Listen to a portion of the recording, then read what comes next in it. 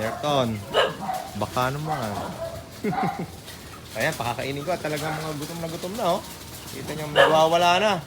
Ngayon pa lang sila makapapakain mga lods. So ayan mga idol oh. Kain sila ng kain. Kita nyo naman po. Yung mga yan mga idol ay 1 kilong Enerton ang pakain natin kada araw. So ayan, kung may matira man, kaunting-kaunti lang. So sakto-sakto sa kanila yung 1 kilo.